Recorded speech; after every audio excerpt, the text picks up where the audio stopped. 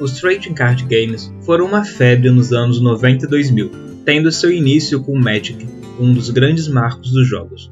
Há muita história por trás disso, inclusive uma certa ligação com o RPG. Sejam todos bem-vindos à Taberna de Contos. Eu sou o Luiz Vitor e essa é a história que lhe sirvo essa noite.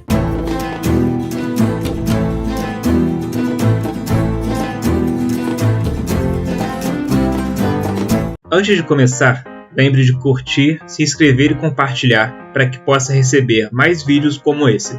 E nos siga em nossas redes sociais. É só pesquisar por Taberna de Contos.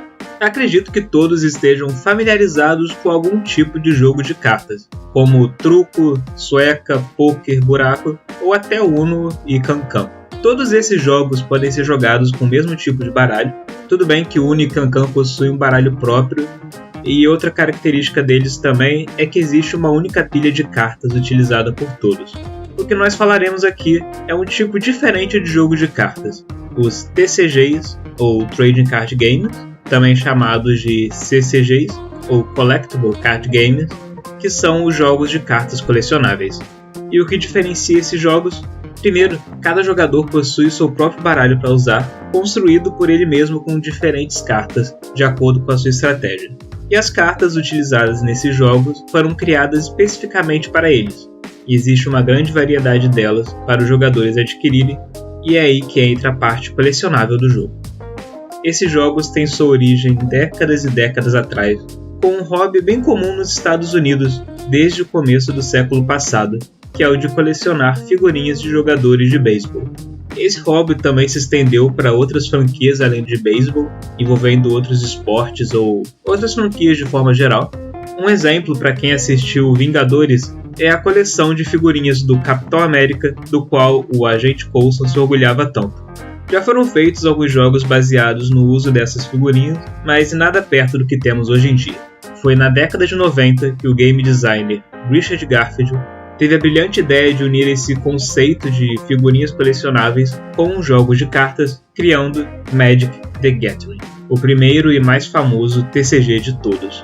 Ele foi publicado por uma empresa nova na época, a Wizards of the Coast, que estava tentando conseguir algo para bater de frente com o sucesso dos RPGs.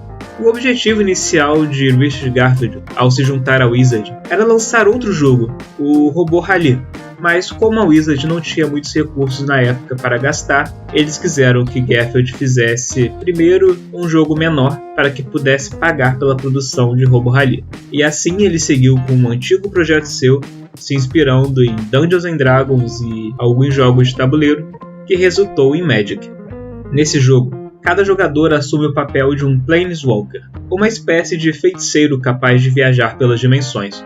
O deck do jogador representa seu grimório, e as cartas são criaturas que ele pode invocar para lutar por si e feitiços para usar contra o oponente. Mas cada carta possui um custo de mana, então o jogador deve colocar cartas de terreno em campo que gerarão mana a cada rodada. Cada um possui 20 pontos de vida, e aquele que conseguir zerar a vida do adversário, seja atacando com suas criaturas ou utilizando magias, vence o jogo. Um ponto bem interessante é que as cartas se dividem em 5 cores: verde, que custa mana de florestas, branco, das planícies, azul, das ilhas, preto, dos pântanos e vermelho, das montanhas. E cada cor tem sua própria filosofia e estilo de jogo. O verde, por exemplo, conta com criaturas muito fortes, e o azul foca mais em manipular o jogo, se usando bem de contra-feitiços. É comum os jogadores terem as cores com as quais se identifica mais, e saber combinar elas em seu deck é parte da estratégia aqui. O sucesso de Magic foi absurdo, e deu início à febre de card games colecionáveis. A primeira a seguir essa onda foi a TSR, empresa responsável por Dungeons & Dragons, que decidiu transformar seu RPG em um TCG, e assim nasceu Spellfire. Apesar de seguir a premissa de cartas colecionáveis que Magic apresentou, suas regras se diferenciavam bastante. Aqui, o objetivo do jogador era colocar em campo 6 cartas de reinos e utilizar monstros e heróis de D&D para destruir os reinos do oponente e impedi-lo de realizar seu objetivo. O mais interessante desse jogo é ver todos esses elementos e cenários de D&D, os monstros e personagens de Forgotten Realms, Dragonlance, Dark Sun, e outros representados nas cartas. E apesar de terem sido concorrentes na época, eventualmente a Wizards of the Coast acabou por comprar a TSR, se tornando dona de D&D e seus derivados. Depois de anos no mercado, Spellfire acabou por ser descontinuado, mas sua fanbase se manteve firme no Brasil, com a realização de torneios e publicação de cartas novas não oficiais feitas por fãs, tendo inclusive uma leva baseada no nosso folclore. Logo depois, quem entrou nesse ramo foi a White Wolf, editora conhecida pela linha de RPGs Mundos das Trevas. Eles lançaram seu próprio card game baseado em Vampiro à Máscara, inicialmente chamado de Jihad, mas que depois mudou de nome para Vampire: The Eternal Struggle. Aqui você encarna o vampiro ancião, manipulando outros vampiros, criaturas e recursos para conquistar mais influência que os oponentes. A partir daí, nos anos 90 e 2000, toda franquia famosa ganhou seu próprio TCG, seja de filmes, séries, animes ou desenhos animados. Podemos citar de exemplos os TCGs de Digimon, Cavaleiros do Zodíaco, Yu Yu Hakusho, Sakura Card Captors, Harry Potter, Senhor dos Anéis, Star Wars, Star Trek, Highlander, Exterminador do Futuro, Alien vs Predador, Buffy a Caça-Vampiros, Arquivo X, Avatar, Duelo Shaolin, My Little Pony, Tartarugas Ninjas, Scooby-Doo e muito mais. Mas, infelizmente, a maioria foi descontinuada, apesar de ainda ser possível encontrar boosters e decks antigos à venda. Os TCGs que conseguiram perdurar e se manter como os mais jogados até os dias de hoje são Pokémon, Yu-Gi-Oh! E, é claro, Magic.